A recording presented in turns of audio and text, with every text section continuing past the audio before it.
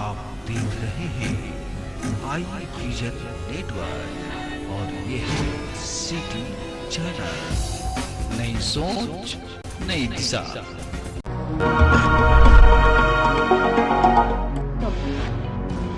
भाजपा ने आगामी लोकसभा चुनाव के लिए 72 कैंडिडेट्स की दूसरी लिस्ट जारी कर दी। इसमें 9 राज्यों और 2 केंद्र शासित प्रदेशों के उम्मीदवार शामिल हैं। महाराष्ट्र और कर्नाटक से 20-20, गुजरात से 7, हरियाणा और तेलंगाना से 6-6 और मध्य प्रदेश से 5 उम्मीदवार उतारे गए हैं। नितिन गडकरी नागपुर से, मनोहर लाल खट्टर करनाल से और पीयूष गोयल मुंबई नॉर्थ से चुनाव लड़ेंगे। अनुराग ठाकुर को हमीरपुर से, इंदौर से शंकर लालवानी और उज्जैन से अनिल फिरोजिया को टिकट मिला है।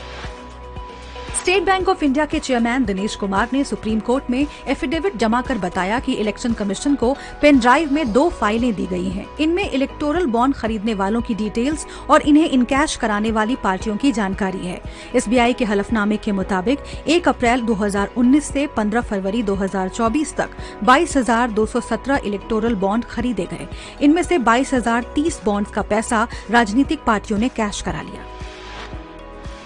लोकसभा चुनाव से पहले कांग्रेस ने नारी न्याय गारंटी योजना का वादा किया है। इसके मुताबिक कांग्रेस की सरकार आने पर गरीब महिलाओं को हर साल 1 लाख रुपए की मदद और केंद्र सरकार की नई नियुक्तियों में महिलाओं को 50% आरक्षण मिलेगा।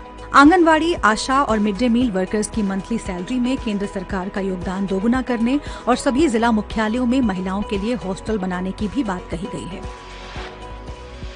पश्चिम बंगाल की मुख्यमंत्री ममता बनर्जी के भाई बाबुन ने हावड़ा सीट से टीएमसी कैंडिडेट प्रसून बनर्जी के खिलाफ चुनाव लड़ने का ऐलान किया है।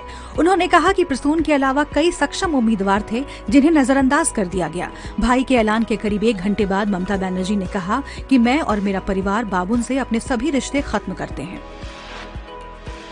जापान का पहला प्राइवेट स्पेस मिशन फेल हो गया। स्पेस वन कंपनी का रॉकेट उड़ान भरने के महज 5 सेकंड बाद ब्लास्ट हो गया। स्पेस वन ने पिछले हफ्ते ही फाइनल टेस्टिंग पूरी की थी। समुद्र से रॉकेट के मलबे को निकाला जाएगा और इसके बाद ब्लास्ट के कारणों का पता लगाया जाएगा। चुनाव आयुक्तों के 2 खाली पदों पर नियुक्ति के लिए चयन समिति की बैठक होगी। इसकी अध्यक्षता प्रधानमंत्री नरेंद्र मोदी करेंगे। भूटान के प्रधानमंत्री शेरिंग टोब्गे 5 दिवसीय दौरे पर भारत आएंगे।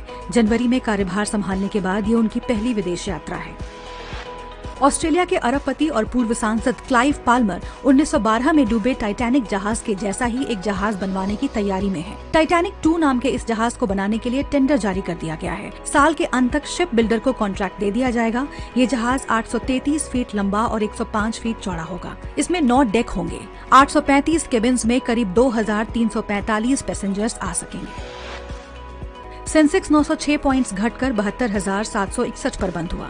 वहीं निफ्टी 338 पॉइंट्स घटकर 21,997 पर बंद हुआ। और अब आज के दिन का इतिहास। 14 मार्च 1931 यानी आज ही के दिन भारतीय सिनेमा की पहली बोलती फिल्म आलम आरा रिलीज हुई थी। फिल्म का पहला शो मुंबई के मैजेस्टिक सिनेमा में दिखाया गया। ये एक राजकुमार और एक बंजारन लड़की की प्रेम कहानी थी जो जोसेफ डेविड के लिखे एक पारसी नाटक पर आधारित थी। अर्देशीर ईरानी के डायरेक्शन में बनी इस फिल्म में मास्टर विट्ठल, जुबैदा, जिल्लो, सुशीला और पृथ्वीराज कपूर ने काम किया। तो आज की बात बस यहीं तक। कल फिर होगी मुलाकात।